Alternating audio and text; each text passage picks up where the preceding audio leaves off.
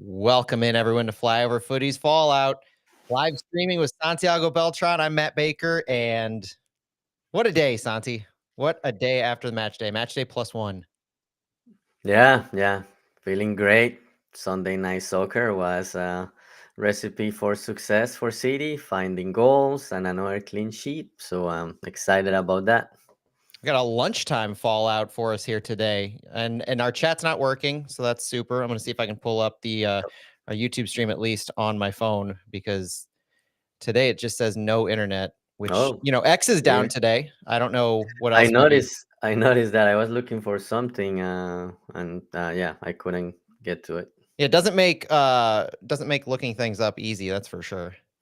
Yeah, And yeah. I was looking for our starting 11, because we were talking about it. I was like, oh, we got 11 out of 11. So we did, yeah, that was exciting. Can't wait to yeah, talk about that. yeah. I wanna see if I can get it and make sure we're actually streaming on YouTube. It's It looks like we are. Aaron Leak just put a comment. There we go. Okay, Aaron's not on a plane, fantastic. Alright, I got our live stream up. Or I got our chat up, rather. Alright, you wanna dive into this? Let's just start the pod? I mean, we could go for, like, probably 2 or 3 hours on this one. 3 hours. I I don't don't think know. I don't think we'll do that, but you ready to get going? Let's do it. Alright, see, grab some food, grab some refreshments on this, Monday afternoon, and we'll get going. Welcome in everyone to Flyover Footy. My name is Matt Baker, joined by Santiago Beltran, as always, for another Flyover Footy Fallout. And this week, for the first time in 2025, we have a win to look back on for St. Louis City SC. A 3-0 win against the LA Galaxy. The first win away of the season in 2025, keeping the clean sheet streak going. Third straight clean sheet streak to talk about. And we're in some rarefied air. Before I bring Santi in, St. Louis City SC has, as of this game, become the 5th team in the past decade and 11th in MLS history to not concede a goal within the first 3 games of a season, joining Toronto FC from 2024, Nashville SC from 2023, DC United from 2019, and DC United, the New England Revolution, both from 2015. Santi, welcome. Glad to talk to you. How are you feeling after this match day? Thanks, Matt. Happy Monday. Feeling great. This was finally great to call some goals for the team to get its first win. We know the schedule at the beginning of the season is difficult, and we know Seattle, who won 5-2, is coming next. But coming to Energized Park after a win, and a win with lots of goals and a decent amount of chances created, and another great defensive performance will be great. Yeah, it's hard to over say just how exciting this match was, because in a bubble, it was an amazing performance against the LA Galaxy. But when you put it together alongside the first 2 games before that, as well as the 2 games coming up next, this was, I didn't want to say a must-win game, but it was an extremely important game for just being the 3rd game of the season. Yeah, important game to build confidence, and what a way to do it with a third consecutive clean sheet. That's a testament of what the defense is doing. Obviously, Roman Berkey came big last night and made some great saves, but the team great on defense, and now things clicking on the offense. So that's great. And yeah, you said maybe it was a must-win game. I saw it the same way. It's like LA Galaxy play midweek. They have injuries, so it's a good opportunity to first score goals and second to get that first win. Kind of view it as a measuring stick, where if you're going to call yourself a good team or a contending team, you have to kind of jump on these opportunities. You have to use the LA Galaxy's situation, both injuries and fatigue. 5 matches in 20 days. This is their 3rd of those 5 matches. You really have to pounce on that. And if you can't take advantage of this, then you're going to struggle on the road in general. And it was great to see St. Louis take advantage. Now, Santi, let's go back to the beginning and start where we usually start on Fallout, with our starting 11. And for the first time in 2025, we got all 11 of our projected players correct. We started with Roman Berkey in net, obviously. Giannis Horn, Henry Kessler, and Kyle Hebert made up the 3 center back partnership. Conrad Wallum and Thomas Totland were the left and right wing backs. Edu Leuven and Chris Durkin, the central midfielders. Marcel Hartl, the center attacking mid, and Cedric Teuchert and Klaus were our strikers. 11 out of 11. We got what we wanted to see. Initial thoughts before this game started. Were you as excited as we kind of were last week when we were talking about this lineup? Yeah, it was great to see some continuity, especially on the defense. I know on our DMs we were talking a little bit about the center back situation and Timo now being healthy and maybe him getting an opportunity. But at the same time, like when we're talking, I say, well, Kyle Hibbert has done great, so he deserves to continue being a starter for now. And yeah, even though he had a bad pass, and I think it was on the first half. Then he performed great, and then he became a left wing back at the end, and had that assist with Simon Becher. That was a great goal. So it just shows what Kyle can do for the team in different positions. He started on the right, then went to left center back, and then to left wing back, and he excelled in all those positions. It just shows the value he has for the team. But yeah, I was excited about seeing that lineup. Klaus getting another opportunity. I like what I saw from him, even though it was kind of a different role in my opinion. I'm sure we'll talk about that. But yeah, it was a good lineup to face an LA Galaxy who came to this game in a losing streak.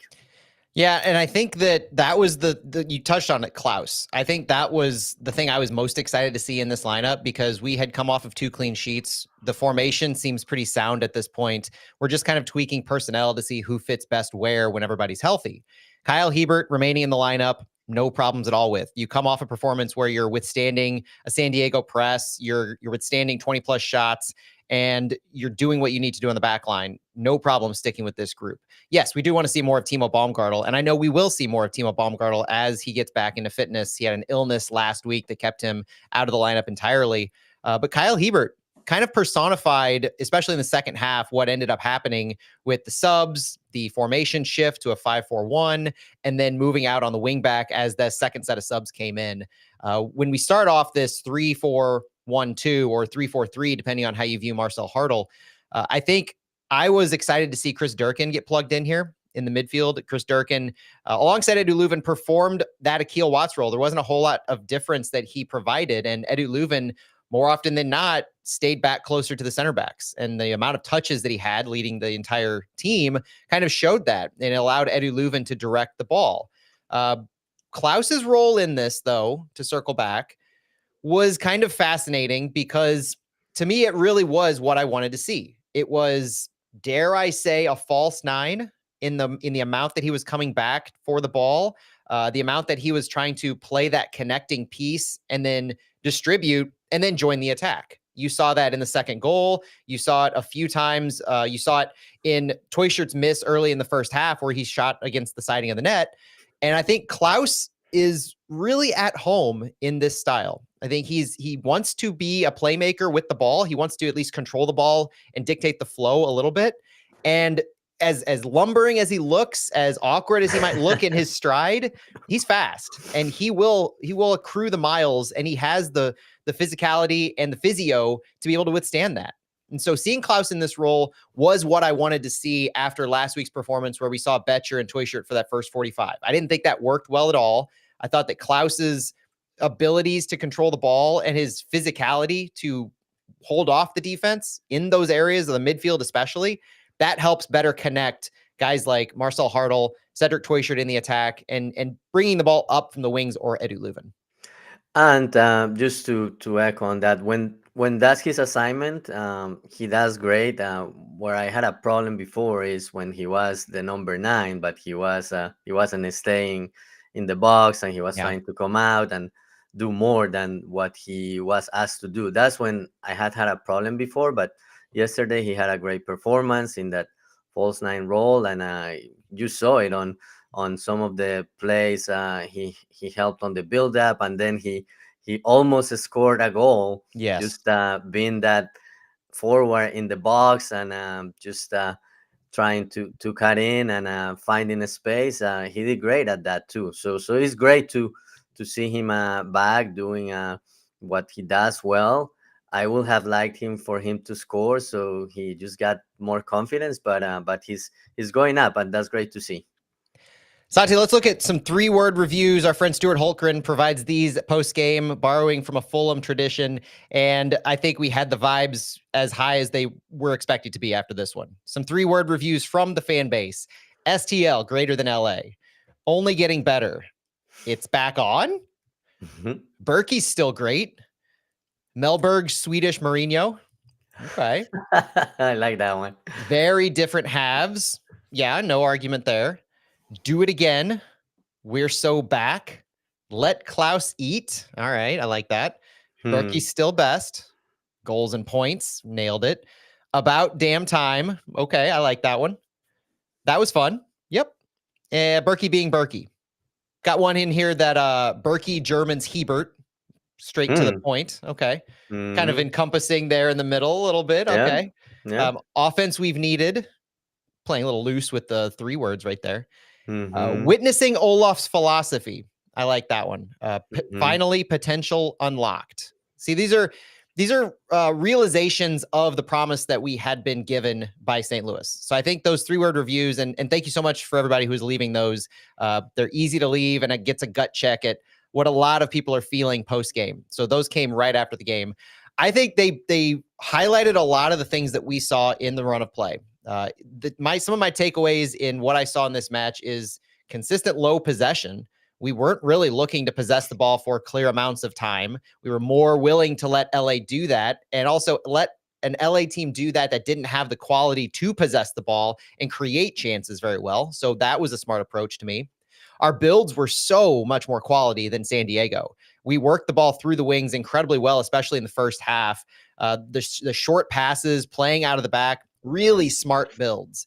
And we weren't trying to do too much.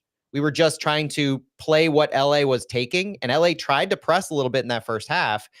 And I thought we did work the ball around very well. That's one of the benefits to this system. If we can be intelligent on the ball, if we can help out in overload situations by bringing more volume of players in those smaller areas. And we were seeing Conrad Wallem at times in both halves do that, where he was coming across the field, he was helping out. So we weren't necessarily leaving a guy open on an island across the field looking for a switch. We were purposefully bringing players in numbers to small areas of the field to help progress the ball out of these areas, but also drawing LA deeper. And so that creates all this space that you end up seeing in the midfield and down the attacking wings and in the attacking third to really hit on it. It's almost like you're hitting on a counter, but you're really possessing the ball in your deep third. You get it to the middle third, and then you're off and running. I mean, you just the gun goes off and you hit the ball, you hit the ground running on that, and you get those Klaus runs, you get those Klaus Hartland Toyshirt runs that we saw a few times, and that seems to be more of the ideal go-to of this system, where you have the 3 center backs and the wing backs, and you have this build out of the back mentality. You draw the defense deeper to the field, to your goal side of the field. But then once you free up the midfield and you have your attacking players that can be these line breaking forwards, then you're off and running, and you're still doing this transition type offense. You're still creating this quick movement direct to goal after possessing the ball for a little bit in your own end. The quality is going to drive that. The numbers game is going to drive that in your ability to break any team's press. And it worked really well, especially in the first half by the St. Louis side, in my opinion. Yeah, very very smart approach. Yesterday, I really like. At times, the team was patient on the build up. I also like at times when Galaxy was pressing the team, going with quick touches to try to break that press and find a space. But the fact that possession was low, I don't think it tells the whole story. And Melberg, and I know we're gonna talk about his remarks later, but he wasn't happy with the team at times losing possession so quickly. But I think the team overall was smart when he got the ball, and it was a very confident team on defense, and we can see that when we talk about the average height of defensive actions. Yeah, and Olaf Melberg did say post game, and let's talk about it. He did have some critical comments to say about the team in the first half, especially their ability to finish some of these chances. He did say that they had a lot of possession. It's mostly not because of our pressure on the ball or our defending was poor. It's more because we lost the ball a little too easily at times. They having possession, meaning LA, obviously. Hmm. Olaf said, I understand him though, because there was so much space when we won the ball to go on the break. But sometimes when we spend 5 to 10 minutes for longer periods defending is nice also to keep the ball for a while. I think we can bury that a little bit better in the future. So it's finding a balance. I don't think 30% possession is in the wheelhouse of what Olaf wants this team to be doing. But it's also you can dictate the pace of play more when you get those goals early. That's just a fact of the game. So let's dig into what some of these players were doing. Let's look at these passing networks, goals added, some of the stats that we like to look at, Santi. And this team was a little bit more stretched out. The passing network had our center backs in a more deep, low-lying position in their average area that they started connecting these passes.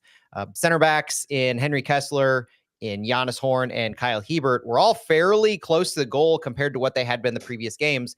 But the spacing between our center backs and our midfielders, especially Edu Leuven, was pretty substantial. It was much more vertical than what the LA Galaxy had. The LA Galaxy were a much more tightly compact team, and St. Louis spread out their backline compared to their midfield and their strikers.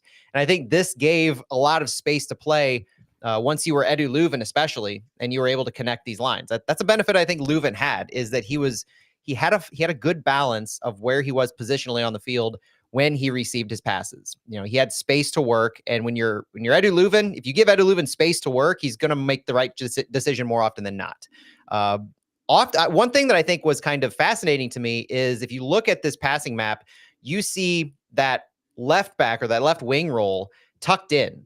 And this Conrad Wallen position, I think, tells you two things. It was we weren't working the ball down our left a majority of the game, but also Wallen was, to my point earlier, very much willing to fold in and help with the volume numbers as Thomas Totland was receiving the ball. The passing graph that we see has thick lines directed towards Thomas Totland and how the ball was going through him for a lot. And he had one of the most touches of the game as well. But when you're doing that and you're focusing on the right side, you either have your left side on an island so you can set up for a switch, or you bring that player in and you can help create numbers advantages to progress the ball. And that's what Conrad Wallen was doing very well. We aren't a team that's going to switch the ball up a lot. We aren't a team that's going to draw in defenders and then make these massive moves to shift the entire field to the opposite side. And so I like that Wallen, who himself has midfield experience in pretty good spades, so he's familiar, he's comfortable working in the midfield. I think this makes sense for what St. Louis was trying to do. And the goals added stat gives you an idea of which players were successful in all phases of play. This goals added G plus looks at the last couple sequences on the ball and basically whether you put your team in a position to score or concede based on the specific stats like shooting, passing, receiving, fouls, all of those things, aggression. So Marcel Hartl had the highest goals added, followed by Cedric Toyshirt, Kyle Hebert, Thomas Totland, Henry Kessler, Simon Betcher, and Conrad Wallen. Leuven, Horn, Klaus, and Watts were next, but you really saw better than normal performances by Hartl, Toyshirt, Kyle Hebert, and Thomas Totland, as well as Henry Kessler. I mean, these are the players that you want to see pass the ball into dangerous areas. You saw receiving from Toyshirt, Hartl, as well as their goal contributions.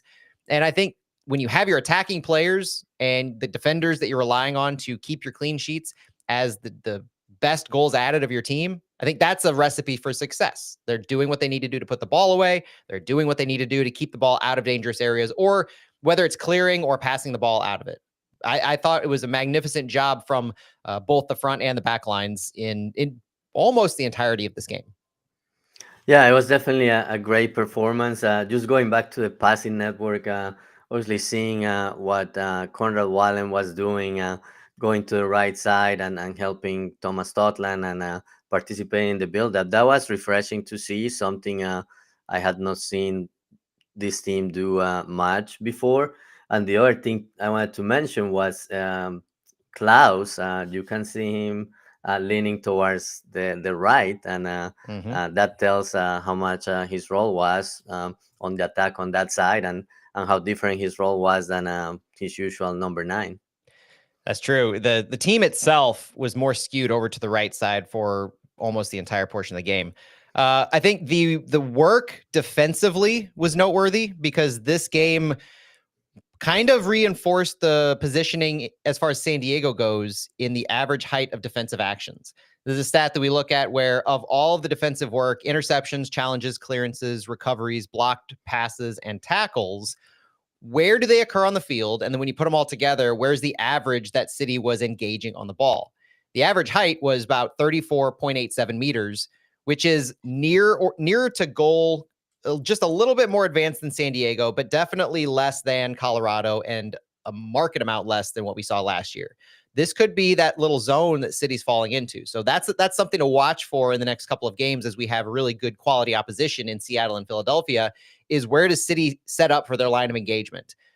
They were still pressing. They did still have more than a handful of engagements in the attacking half, but I would say 90+% of their engagements were in their defensive half. Some in that middle third of the field, yeah, but it was definitely in the defensive half where they were engaging the ball. And that goes to the first point I was making about this City team purposefully wanting to do that. They're fine to take over the ball in their defensive half of the field if it draws in the defenders and they can engage those passes to unlock the forwards, get them running in transition in numbers games with Toyshirt and Hartle and Klaus. That is the recipe for success here, as opposed to purposefully trying to turn the ball over in your attacking half. That was a Bradley Carnell staple. This team doesn't seem as necessary for this team to do that. If it works, that's great, but they're not going to overextend themselves to do that. And that's why I'm seeing this line of engagement. And I'm thinking, especially passing the eye test, because you got to remember what the eye test was like in addition to this data. It works for what this City team is trying to do, especially with how quality this backline has been in preventing the high quality chances against. Yeah, it's definitely working so far. But one thing I want to see, and it was in one of those 3 word reviews, do it again. So great opportunity on Saturday against Seattle, a team that City hasn't done well against. But yeah, the sample in these first 3 games, I like what I'm seeing. It's definitely a different style, not relying so much on the press and defending so high, and the ability to build from the back, which is something, at least for me, is something I'm used to just from back home, seeing teams touching more and building out of the back. That's what I like to see. So I may be biased, but that's something I really like to see. Let's get into the kind of not the blow by blow of the match, but let's talk about some of the more noteworthy parts of this match now. In the first half, I think it was easy to argue that most of the first half was back and forth.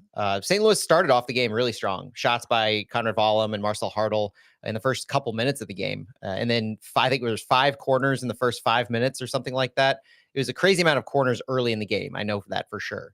You get into moments where Klaus hit it off the post. That was something that will remain with fans, is through all the conversation, all the stats we saw pre-game about how Klaus hasn't scored since April or May of last year, I think it was, that he hit one off the post. In addition to doing all the things he needs to do off the ball and with the ball to help generate chances, he very nearly had a goal in this game. This is if the ball had fallen just a little bit differently when he hooked it from the right side. It was a beautiful step over from Klaus to get a shot off to create space, and it was a shame that it didn't go in. It could have changed things a little bit earlier than when it ended up happening. You had Cedric Toyshirt with a good XG shot that hit the side of the net, and this was generated by Klaus. Klaus playing the ball on the right wing around 22 minutes, playing it up to Hartle and then Toyshirt. This was kind of the first perfect example of those 3 playing off each other, where you have the ball in tight spaces around that middle third of the field at midfield, and then you're quickly able to unlock yourselves and get into a transition where you're having space to run and to work with.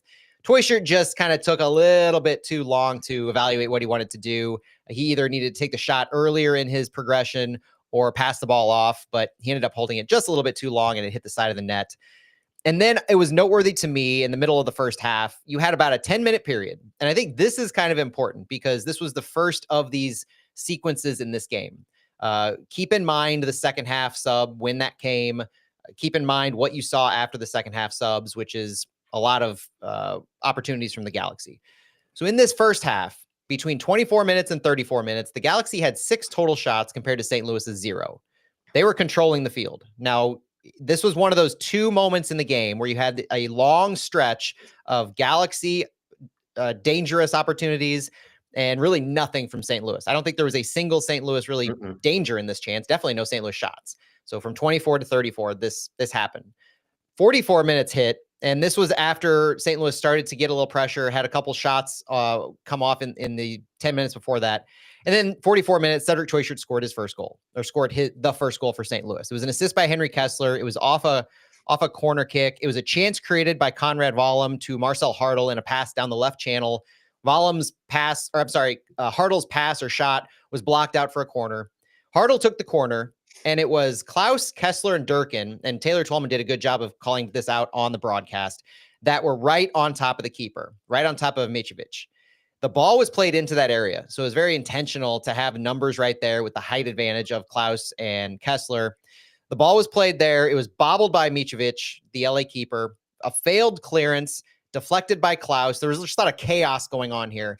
The ball ends up landing ish to Henry Kessler, who gets it over to Cedric Choichard for an easy lay-in, where Choichard after the game called this the easiest goal he's ever scored in his career. And I think it's pretty safe to say, because you look at the stats of this goal, the XG behind this individual shot from Choichard were 0.32, which is just a rather absurd individual XG. But the expected goals on target, when you take into consideration the shot as well as where he put it on goal, 0.95. This was about as surefire of a goal, statistically speaking, as you're going to find. And Choichard ends up not just scoring a goal, not just scoring the first goal of City season, but in one of the most important 3 phases of play that I've argued since City started. You have the beginning of the game that can dictate everything that comes. You have right before halftime that can sit with a team and force them to make tactical adjustments they might not otherwise have made. And then right out of half. So if you can control one of these 3 and leave the other 2 neutral, you're doing well. If you can control 2 or 3, you're in some really good shape. And not to get too ahead of ourselves, but St. Louis controlled 2 of these 3, arguably 3, given the start that we had to the game with Vollum and Hartl, but definitely 2. And so Choichard to score this, that's not even counting what Thomas Tolland almost did right before half. Oh my God. Yeah, just a few minutes later. That. And the XG on that individual shot was 0.75. That was a shot that 3 out of 4 times you will make. And Totland just didn't make it in this game. Chances galore to end the half after withstanding that 10 plus minutes where you couldn't generate much of anything, but you withstood the LA output. And going into half, we only had 36% possession. We had 2 shots on target out of 6 total, where the Galaxy had 3 of 8. And the Galaxy had about double us in the number of accurate passes. So they were possessing the ball. They were passing the ball around in twice as much as we were. And we were the ones who walked into halftime up 1-0. Were you happy with the overall with this first half, or was it a nail biter that Choichard just really made that much better? It was kind of a nail biter because it was back and forth. You could think if you count Choichard's miss and then Totland's miss, you could say, oh, this could have been 3-0 at the half. But at the same time, LA Galaxy created chances. That's when Roman Berkey had 2 or 3 critical saves when the game was still 0-0. So it could have been 3-0 City, but at the same time, it could have been a 2-1 Galaxy or 2-2. But yeah, it was a great half to see both teams back and forth creating chances.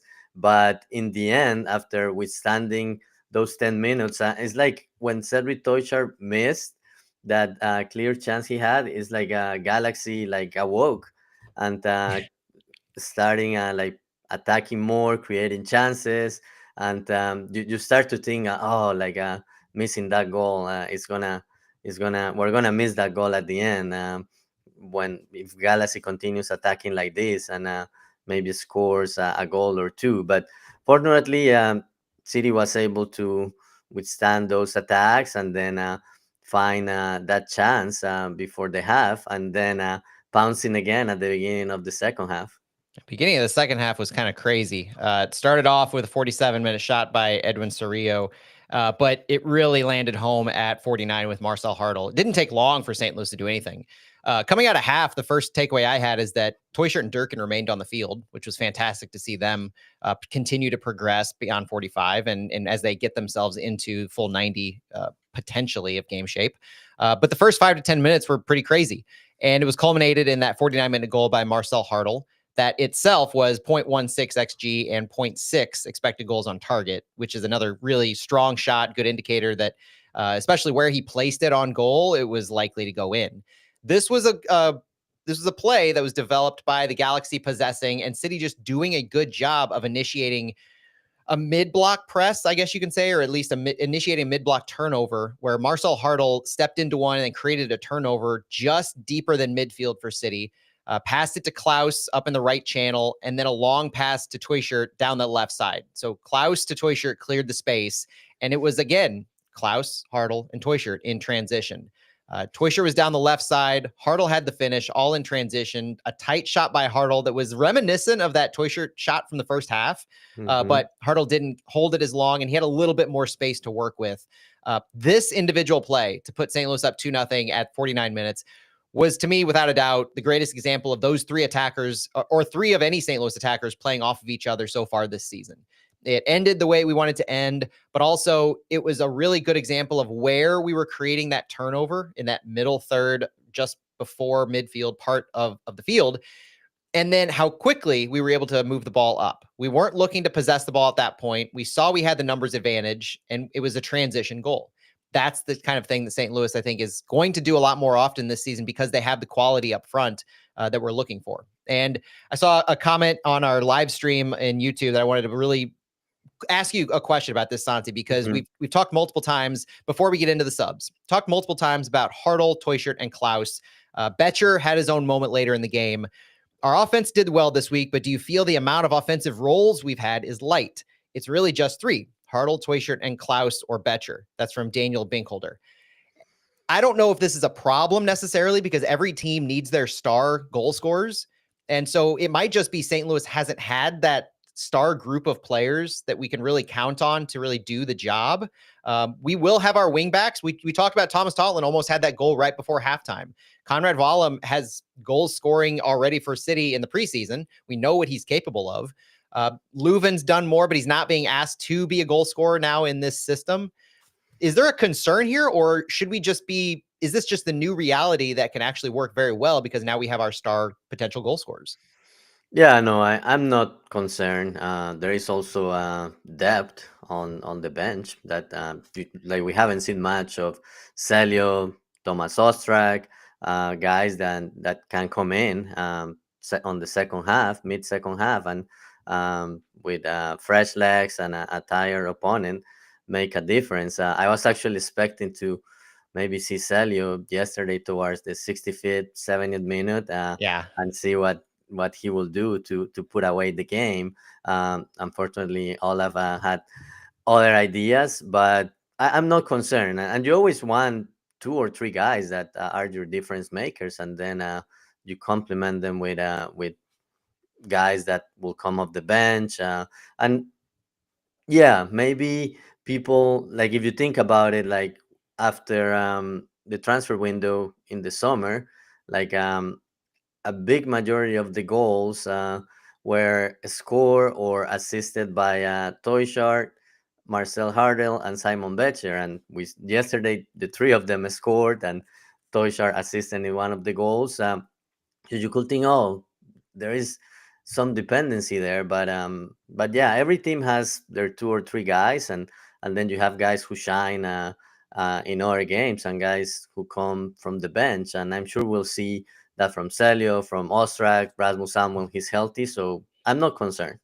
In 13 MLS games, Cedric Toyshirt has 6 goals and 5 assists. If you're looking for a core group of goal scorers, that's a pretty good way to lead it off. You expand that out to a 34 game season, and you could basically almost triple those numbers, going from that's a 15 to 20 goal scoring season. And that's where you want. If you get 15 to 20 goals and then 10 to 15 from 2 other players, I think you can be happy with those being the majority of your goal scorers, and then to complement them here and there with other players, not even looking at Betcher or the wingbacks or Salio. That is a recipe for success to me. You need to have these stars, and you need to have them do the majority of work. It will come where others do the work. It will come where other goals will fall, like the Totland goal, Totland almost goal. So you'll have those moments. They will come. This was the first game where everything just kind of clicked, and I have no concerns based on especially what I saw in the near chances of some of these other role players getting goals and having goal contributions as well. Santi, let's talk about probably the most controversial part of the match, and it was the sequence in the second half that I would argue led into the 62-minute subs for St. Louis, and then the fallout, no pun intended, from that substitution. I made note because I want to put into context. That's one of the things I like doing here is putting into context things you see on the field and trying to contextualize the eye test. So 62 minutes, Olaf Melberg makes his first substitution of the game, and he subs in Simon Betcher and Josh Yarrow for Klaus and Teuscher, moving the formation from that 3-4-1-2 into more of a 5-4-1. This is the second time that Olaf Melberg has really done this. The first time was in preseason against Austin FC. And I forget the exact score at the time of that game, but I know we were up by 2 goals. So I saw this and I thought maybe this is the Olaf Melberg way. Maybe you're up by 2 goals in the second half, and that's your go-to. You don't bunker necessarily, because I don't think St. Louis was bunkering, especially what we saw later on from Simon Betcher and when the second set of subs came. But I do think there was definitely an intention behind this to get more focused defensively. And I say that because the near 10 minutes leading up to that, from 53 minutes to 65 minutes, and this was a 62-minute sub. So from 53 to 65, the Galaxy had 8 total shots, with St. Louis having just 1. 6 of those shots came before the subs were made. So there was something wrong, akin to what was happening in the first half, where you're not going to make these kind of subs in the first half. Right. You can make these kind of subs in the second half. You're up 2 goals, and you see something that's not working. Now, what we found out at the end of the game, post-game, what Olaf Melberg saw was more in the midfield. I asked him post-game what he saw and why he made that formational change and the specific tactical approach. And he said it had nothing to do so much with this being his philosophy. It was more in the moment. Olaf said, I felt they found a lot of space outside of our 3 midfielders, so we wanted to have a little bit more protection there. I mean, at the time, the first 20 minutes, of the second half, we didn't have so much use of our 2 strikers. So it wasn't really the defensive change as it was more that, which is an interesting wrinkle that I don't think people are really remembering, is outside of the Hartl goal that was scored, the inability to connect to Teuscher and Klaus. And I would love to see the amount of touches that they had in this time span at the beginning of the second half, because Olaf is saying that he saw we didn't have much use of our 2 strikers. So it wasn't so much a defensive change as it was also incorporating that. Olaf went on to say, again, they found that space a little bit too easily outside of our midfielders, so we needed another one to help them out there. But from then on, we looked really solid defensively, also really dangerous on the break, especially. The fixation in this sub is, I would say, 4 or 5 minutes after it was immediately made. And you did see a few more opportunities. You saw, I think Marco Reus had some good chances. There was some marking issues that the eye test weren't passing the eye test in responsibilities, maybe with Conrad Wallem, maybe with that extra midfielder, because you do drop a player back into the midfield, and now the spacing becomes so markedly different. The lines between your back line and your midfield become a little more blurred in what your responsibilities are. So I do think that there were potential issues there that, obviously, because we ended in a clean sheet, they didn't hurt us too much. And this is a scenario in the game where you can point to, just like a few others elsewhere in the first half as well, that more goals could have been scored in general. This team, to me, did a good job of mitigating the quality that the spacing issue caused. But I think when you look at what Olaf was trying to do and the sequence of time that led into this substitution, it is probably harder to argue than a lot of fans want to admit that this was a bad call. And I understand that you're taking out a striker when you think of the success that you had in the first half. You think of what happened at the very beginning of the second half. But if you especially take Olaf Melberg at face value, where he wasn't seeing the connection and the use of his two strikers, and he wanted to take away that space, isn't this kind of the tactical change that you want to see proactively from your head coach, as opposed to what we complained about for a year and a half under Bradley Carnell? Absolutely, making those adjustments when you see you can make it and it's time for it. Like, yeah, the team was winning to nothing, but you get an LA Galaxy team that is desperate because it will be their third loss of the MLS season, four loss in a row. So they were going for it, trying to find spaces, trying to create chances, and they were finding them. As you mentioned, that period of 12 minutes, 8 shots.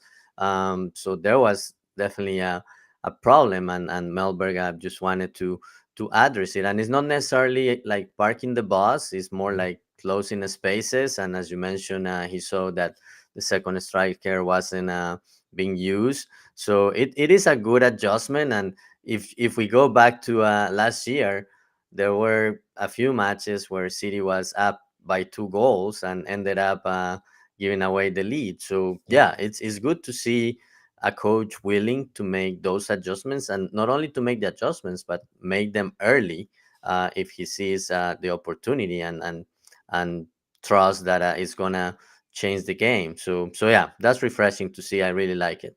And it happened also right after the Galaxy made a suite of subs themselves, so Hmm. they had fresh legs on the field too. I think theirs were more like for like, but they definitely had more fresh legs at the time.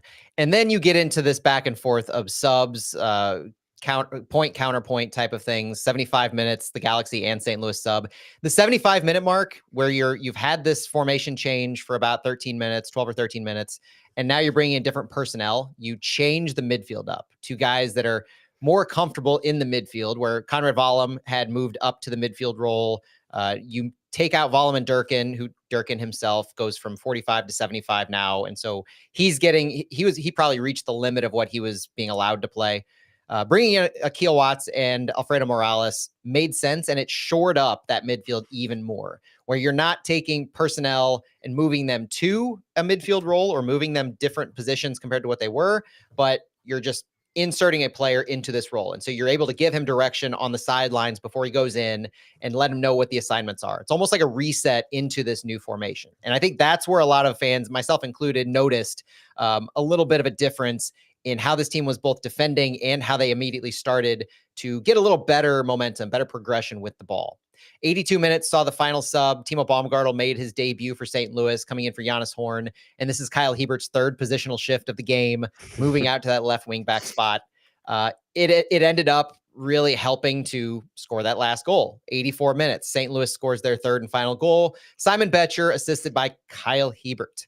Betcher's goal, statistically speaking, was pretty similar to what Marcel Hartl's was at 1.16 XG, 0.77 expected goals on target.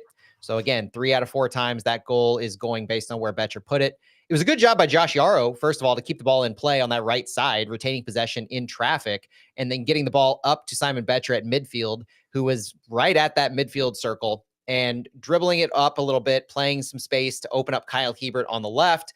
Hiebert then, even the Kyle Hiebert haters have to give him credit for this pass. It was a slick pass leading Simon Betcher, the outside of the defender, and then Betcher recovers it for the clinical finish.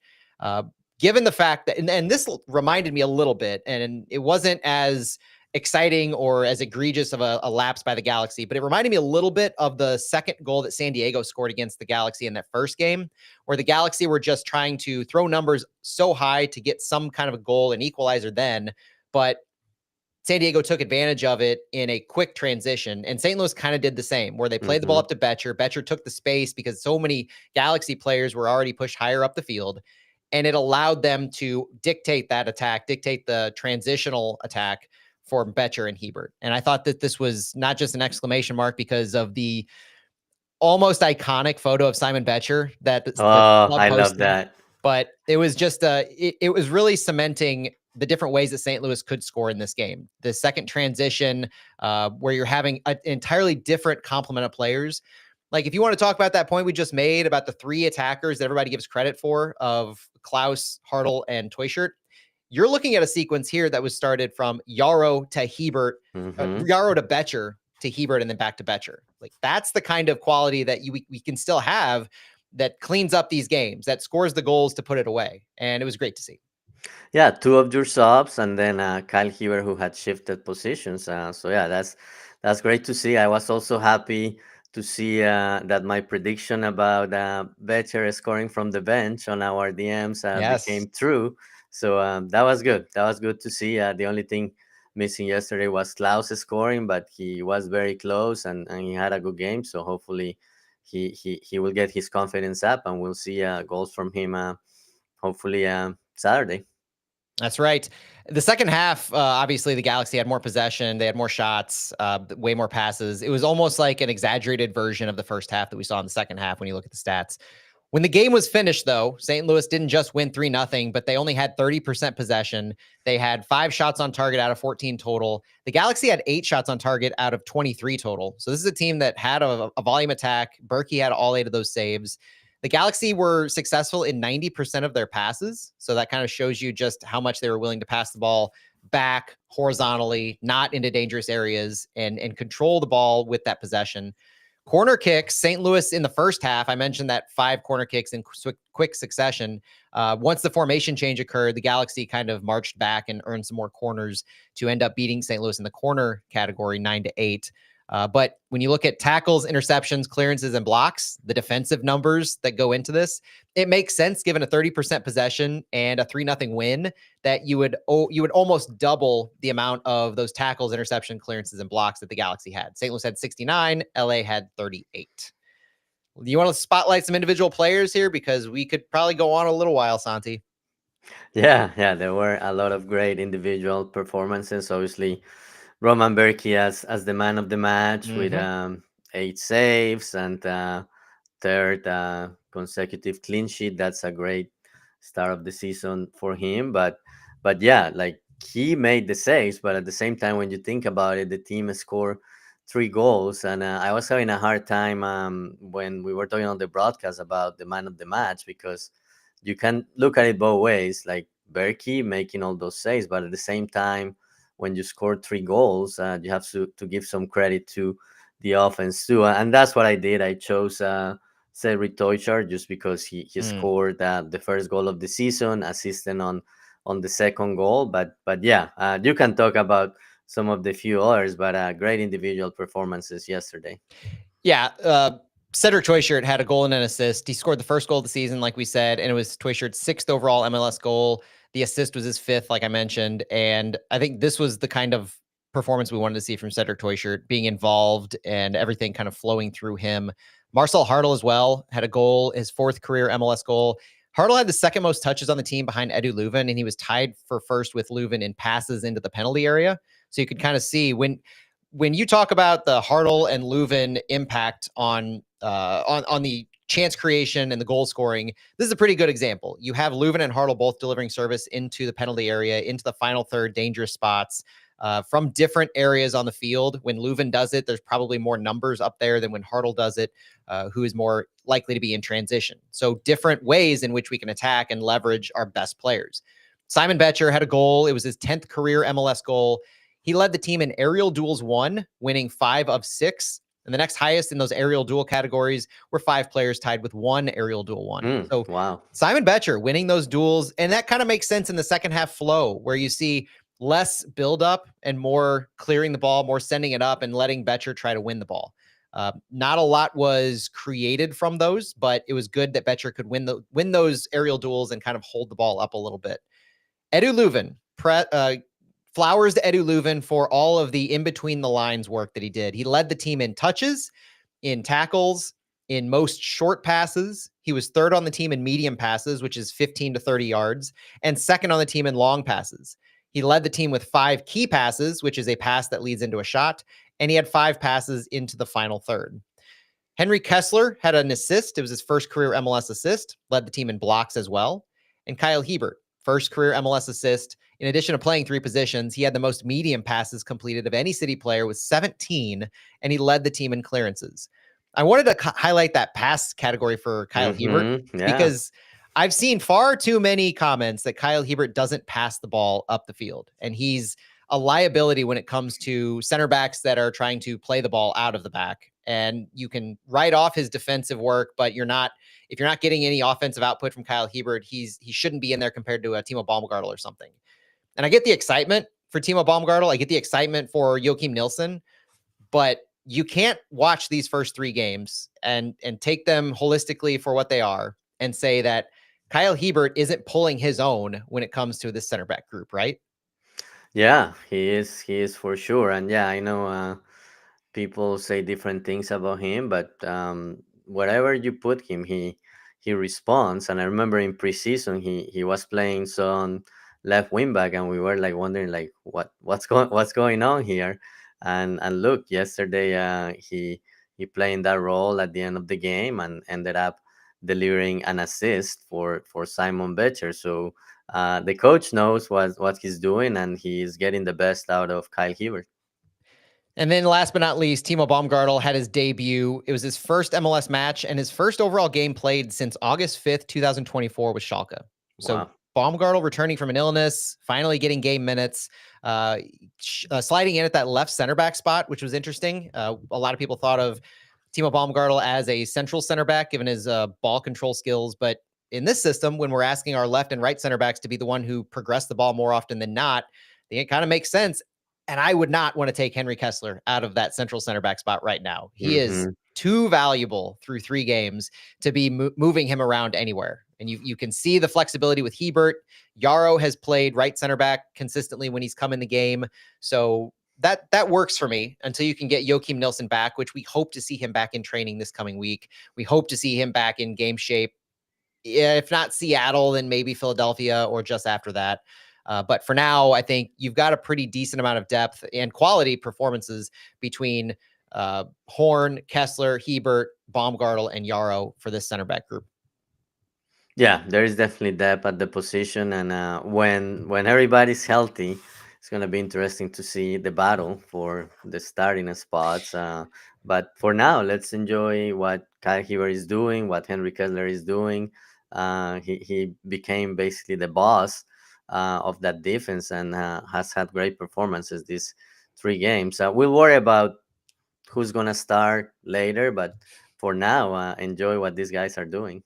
Enjoy what they're doing, because as of this game after match day 3, St. Louis has moved up to 6th place in the MLS Western Conference. With this shutout, St. Louis becomes the 5th team in the past decade, like I mentioned at the beginning of the show, and the 11th in MLS history to not concede a goal in the first 3 games of the season. This is the first instance in City SC history that the team has recorded 3 consecutive clean sheets. It also took, for context, it took St. Louis 15 away matches last year to get their first road win. I know the club was clamoring, I'm sure, to put that stat out to show the juxtaposition between last year and this year. So that's when we talked earlier about wanting to get this away win and it not being a must win, but it being pretty close. This is one of the reasons why we said it. We suffered through last year's almost endless slog of losing away games to the point where it was just comedic after a certain amount of time. It cost us a head coach and we had long missed the playoffs. The elephant is off our back. Like this is over. Like we can move forward having won an away game already. Through these first 3 weeks, St. Louis is one of 4 teams in the Western Conference to not have a loss. One of 7 teams in the West with an away win. So that shows you how valuable that is right off the bat. And we are the only team in all of Major League Soccer through 3 games to not have conceded a goal. That's why that shutout and clean sheet streak is important. Next week, St. Louis returns home to face the Seattle Sounders, fresh off a convincing 5-2 win over LAFC themselves, and who sit tied with STL on points with 5. They had a pretty impressive performance, and it was basically a 5-1 win, but a goal was scored in garbage time by LAFC. It's going to be a dangerous game against Seattle. We return home, so we have that advantage going. Santi, anything else you want before we take a look quickly around the league and give flowers to St. Louis City too? No, I think that covers everything. Again, as somebody said on the 3 word reviews, let's do it again. Let's do it again. Santi, I feel like we're doing this every week when we take a look around the league, but Philadelphia Union, how in the we don't have time to get into how Bradley Carnell has been able to do this and start the season, but props to Bradley Carnell for starting the season 3-0 with, I think they're up to 10 goals scored in 3 games after a 2-0 win against the New England Revolution. That was a game that obviously piqued my interest because of what Carnell is doing out there. You had this aforementioned Seattle 5-2 win over LAFC. Another interesting match for me was Minnesota defeating San Jose, handing them their first loss, I believe, of the season. That was, I mean, this is parity in play right here, where you have a road victory from Minnesota United. Miami beat Charlotte in the game before St. Louis played. San Diego beat Salt Lake 3-1. So this team continues their better than expected ascent. Chicago beat Dallas 3-1, and SKC lost again to DC United. I mentioned I want to finish my look with DC United because of the goal that Jose Kojima scored. Yeah. If you missed it, it's on my social media, so check it out. But Jose Kojima, former City player who was taken in the expansion draft by San Diego, scored his first goal for DC United, and it was a quality goal off a corner kick. He did some real good work, and it helped to beat SKC, which we're none too broken up about. Yeah, I'm happy for a player like Hijima. Obviously, this is a business, and the team saw an opportunity by not protecting him on the expansion draft. But I'm glad he's doing well. The two I wanted to mention, and you mentioned one, San Diego winning away again, so now they are up to 7 points undefeated. But also Colorado, the other team that CDSC. Had a 0-0 draw against. They won. They're also.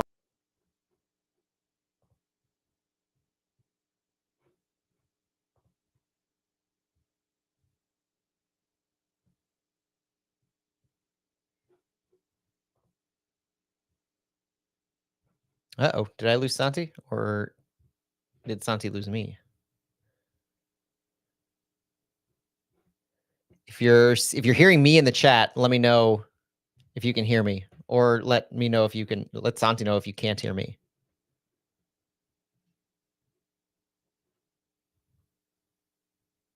Whoop, Santi's gone. Hey, you're back. Yeah, it looks like you were gone. But yeah, I was talking about Colorado and, San Diego. Start over with Colorado. I got San Diego. Start over with Colorado if you could.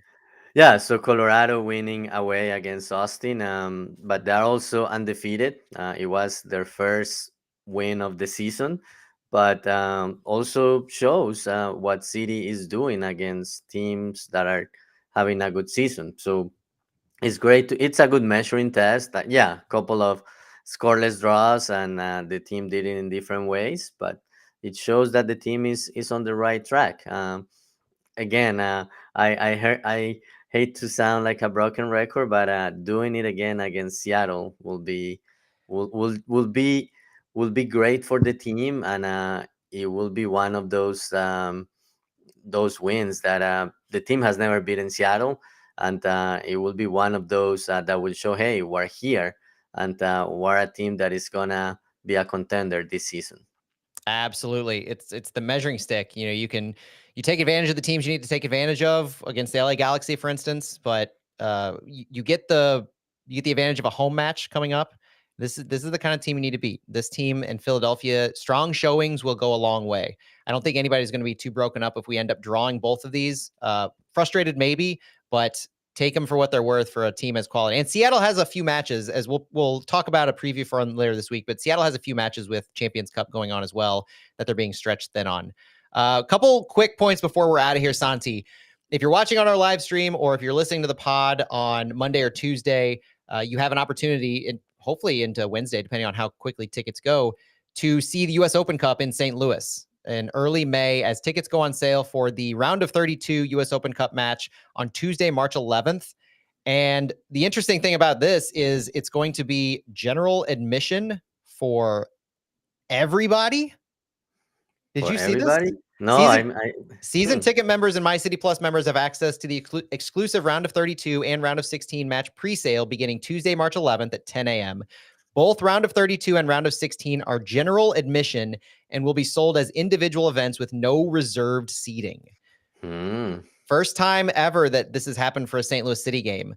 For the first 2 rounds, the general public can purchase tickets for $40 plus fees. Season ticket members can purchase for $30 plus fees in their SeatGeek account. The general ticket sale beyond the season ticket members and My City Plus will be Tuesday, March 11th at 2 p.m. So set your alerts, set your reminders right now. The match will be the round of 32 matchup will either be May 6th or May 7th. It's a confirmed home match. The round of 16 will either be May 20th or 21st. And City said that if we do not advance past the round of 32, then you'll be refunded the price of those. So this presale will be for the round of 32 and round of 16.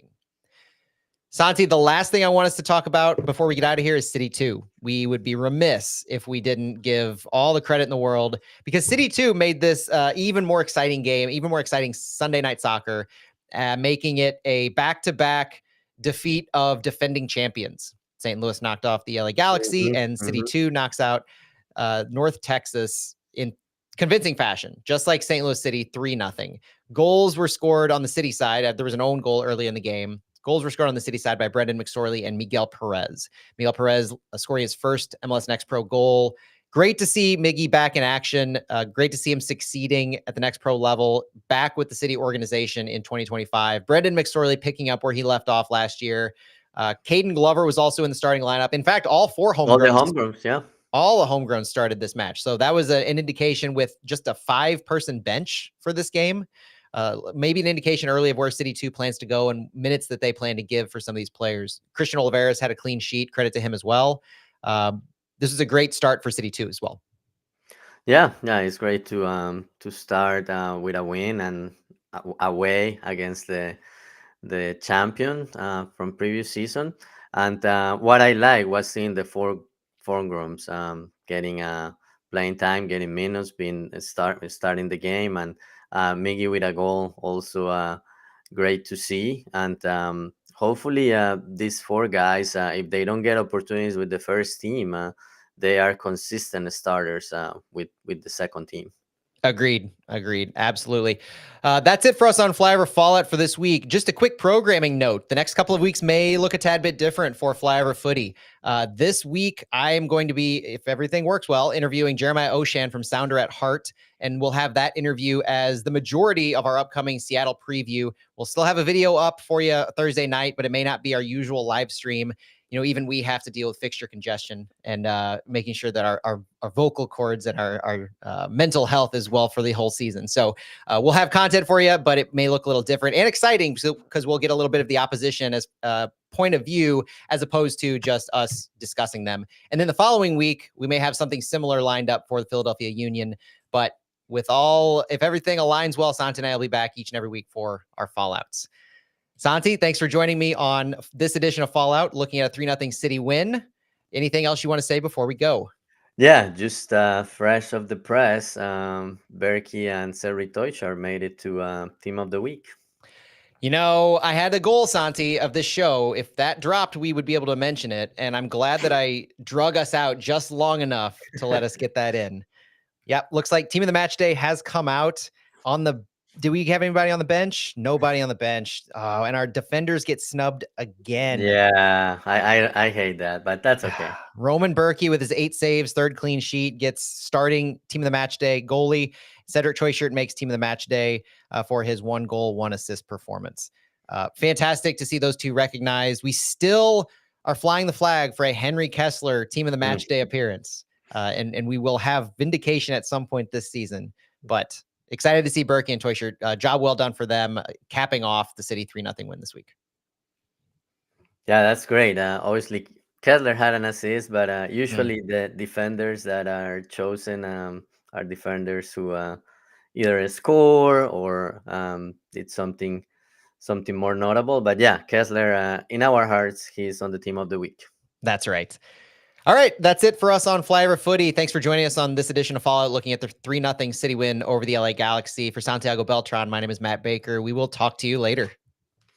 Vamos, City. I am so glad you saw that. I was over here refreshing while you were talking earlier just to see if it would drop, because I thought it usually drops around noon. Apparently they dropped it at 1 today. Yeah. And if I had seen that was released before we finished and I didn't get it, I would have been so upset. So I'm super Yeah, glad you yeah. saw that. Somebody put it on the chat, so I went and looked very quick. But yeah, I'm glad we got it in. Perfect. All right, man. Good talking to you over lunch. Have a great rest of the day. Thanks, chat, for joining us. Have a great rest of the day and ride the high. We'll look forward to talking more City with you later. See you guys.